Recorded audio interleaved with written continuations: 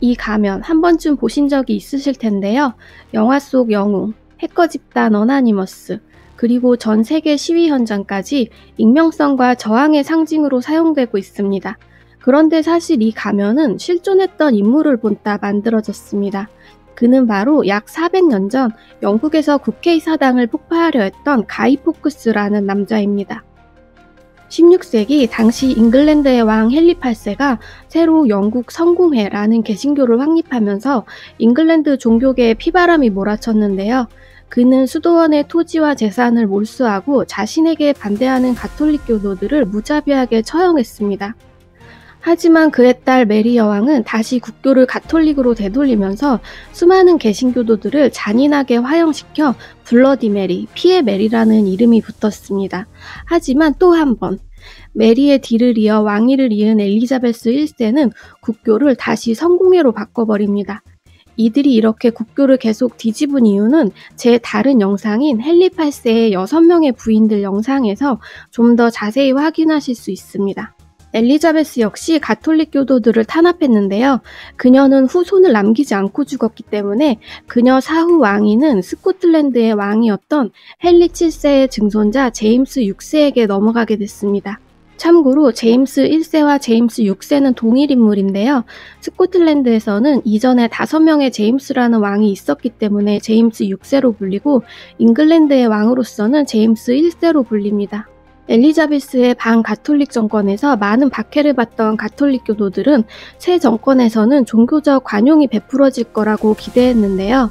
제임스 1세의 어머니와 부인이 가톨릭 교도였으며 특히 어머니였던 스코틀랜드 메리 여왕은 독실한 가톨릭 교도로 선왕인 엘리자베스 1세에 의해 처형됐기 때문입니다.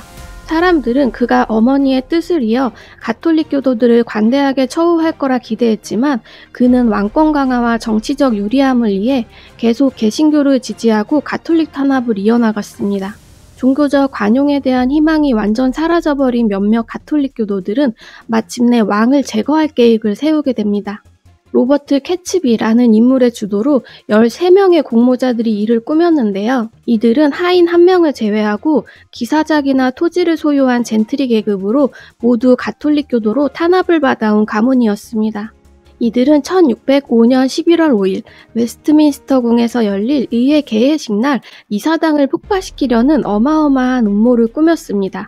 왕을 비롯하여 대다수가 개신교도로 이뤄진 의원들, 고위 관료들을 모두 제거하고 당시 9살이었던 제임스 1세의 딸 엘리자베스를 납치하여 꼭두각시 군주로 세우려는 계획이었습니다. 참고로 당시 제임스 1세에게는 11살이었던 장남 헨리 왕자와 5살이었던 찰스 왕자도 있었는데요. 장남 헨리는 개회식에 참석하여 폭발에 사망할 거라고 예상했으며 살아남는다 하더라도 이미 개신교로 자랐기 때문에 조종하기가 힘들 거라고 판단했습니다. 또 차남 찰스 역시 병학하여 오래 살지 못할 것으로 예상했기 때문에 후계자에서 배제시켰습니다. 반면 엘리자베스는 종교적 성향이 아직 뚜렷하게 굳어지지 않았기 때문에 가톨릭 여왕으로 키울 수 있다고 생각했습니다. 이들은 의사당 지하실에 36개의 화약통을 설치했습니다. 이와 관련해서 2005년도에 한 TV 프로그램에서 당시 의회당의 실물크기 건물에 같은 양의 화약을 설치해 터뜨리는 실험을 했는데요. 그 결과 반경 100m 이내 사람들은 모두 즉사했을 것으로 추측되었습니다. 폭약을 설치하고 도화선에 불을 붙이는 인물은 가이 포크스라는 인물이 맡았는데요.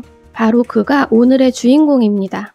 그는 군복무 경험이 있었으며 그룹 중 유일하게 화약에 대한 지식이 있었기 때문에 이 임무를 맡았습니다. 하지만 화약을 설치하고 디데이를 기다리는 동안 이 어마무시한 계획에 몇몇 공모자들은 마음을 바꾸기 시작했습니다.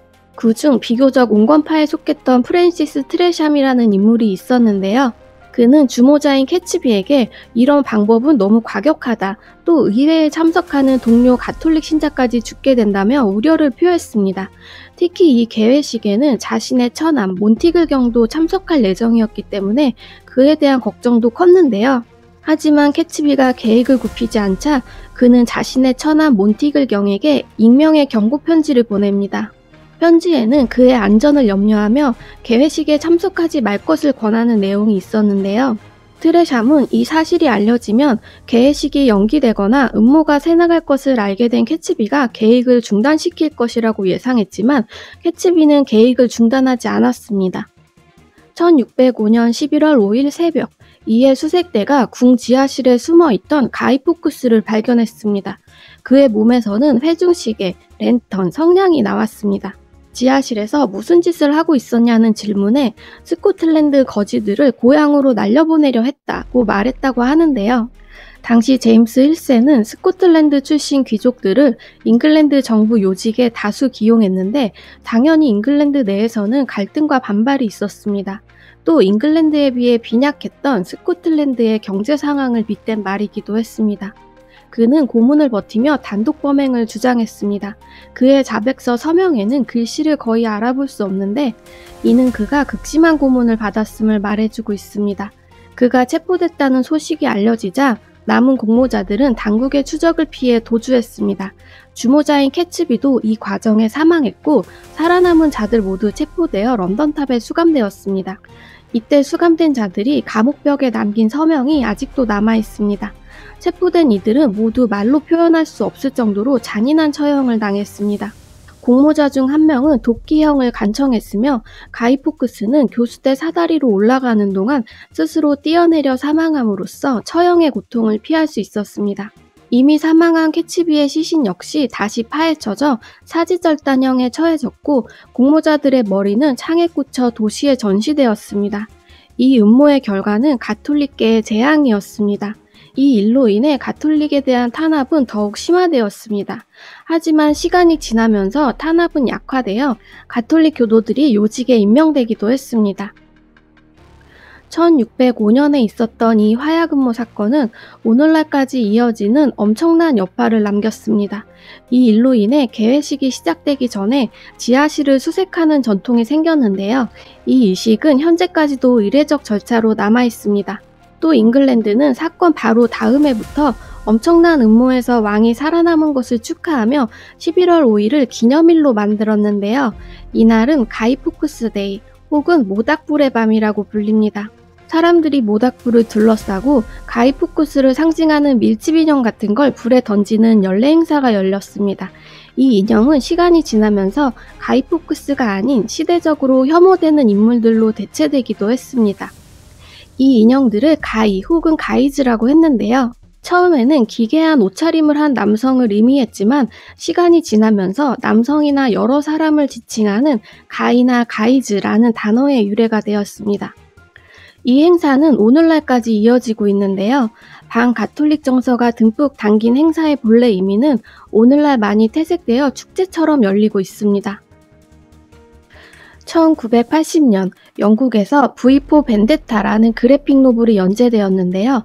작품은 핵전쟁으로 피폐해진 영국, 파시스트 정권이 장악한 디스토피아적 세계가 배경입니다.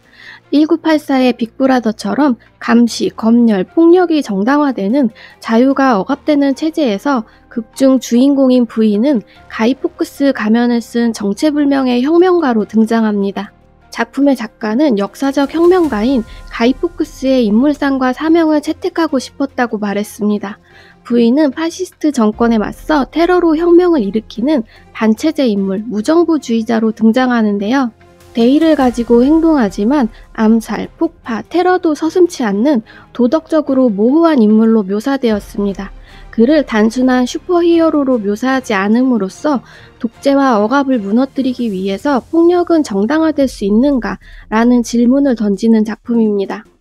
V라는 이름은 벤데타와 빅토리의 이니셜이기도 하지만 화약음모 사건이 있던 5일의 로마 숫자이기도 합니다.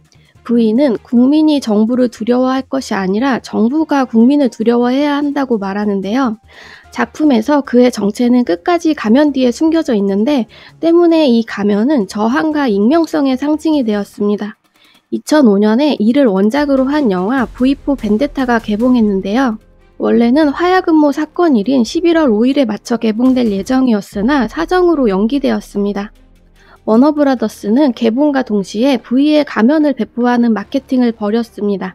과한 볼터치와 수염으로 성별조차 모호하게 그려진 이 가면은 곧 익명성 보장 폭정에 맞선 집단 저항 정신의 상징이 되면서 한동안 세계에서 가장 많이 팔린 가면이 되었습니다. 2011년 미국에서 있었던 월스트리트 점거 시위에서 부의 불평등에 항의하기 위한 사람들도 이 가면을 착용했습니다. V4 벤데타의 원작을 그린 작가는 자신이 창조한 세계가 현실로 구현되는 것을 보기 위해 이 시위에 참석했습니다. 또 여러 국제기관을 표적으로 삼은 해커 집단 어나니머스도 이 가면을 사용하고 있는데요.